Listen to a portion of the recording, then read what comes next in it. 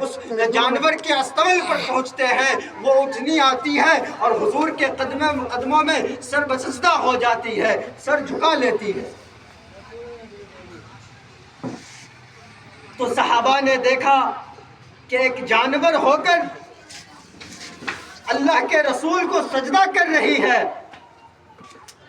نحن احق ان نسجد لنبینا صلی اللہ علیہ وسلم، ہم تو افضل المخلوقات ہیں، ہمیں تو دانش مندی اللہ نے عطا کی ہے، عقل و فہم اور سمجھ عطا کیا ہے، تو ہم تو اس بات کے زیادہ حقدار ہیں کہ ہم اس اللہ کے رسول کو سجدہ کرے۔ جب یہ بات اللہ کے رسول کے کان تک پہنچی تو آپ نے فرمایا میری امت میں سجدہ جائز نہیں، سجدہ تعظیمی جائز نہیں، کہ پہلے زمانے میں ہوتا تھا کہ بڑوں کی تعظیم میں سجدہ کیا جاتا تھا، لیکن میرے دین کے اندر سجدہ مخلوق کے لیے جائز نہیں۔ اگر جائز ہوتا تو میں لأمرت المرأة ان تسجد لزوجها، میں عورتوں کو اس بات کا حکم دیتا کہ وہ اپنی شوہر کو سجدہ کرے۔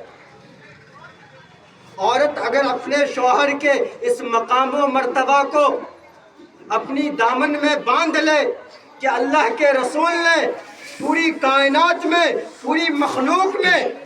اگر کسی کو سجدہ کرنے کا حکم دیتے تو وہ شوہر کو دیتے۔ لأمرت المرأة ان تسجد لزوجها، کہ میں حکم دیتا عورتوں کو کہ وہ اپنی شوہر کو سجدہ کرے۔ یہ ہے شوہر کا مقام۔ نمبر 2، یہ اور بیوی کے لیے ہو گئی کہ ان کے لیے ان کے دل میں شوہر کا مقام و عظمت کس طرح ہو۔ اب شوہر کے لیے جو فرمایا کہ تمہارے دل میں بھی بیوی کی عظمت ہونی چاہیے۔ ایک لڑکی اپنے گھر بار کو چھوڑ کر، اپنی محبت کو قربانی دے کر، ایثار دے کر کے، اپنے وطن کو خیر آباد کہہ کر کے، اپنے ماں باپ کو چھوڑ کر کے، اپنی سہیلیوں کو چھوڑ کر کے، اپنے بھائی بہن کو سب کو خیر آباد کہہ کر کے وہ صرف اور صرف آپ کے گھر آتی ہے، اس لیے کہ آپ اگر ان کی اس ایک عظمت کو سمجھ لیں تو انشاءاللہ آپ ان کی قدر کو جان جائیں گے۔ ایک باپ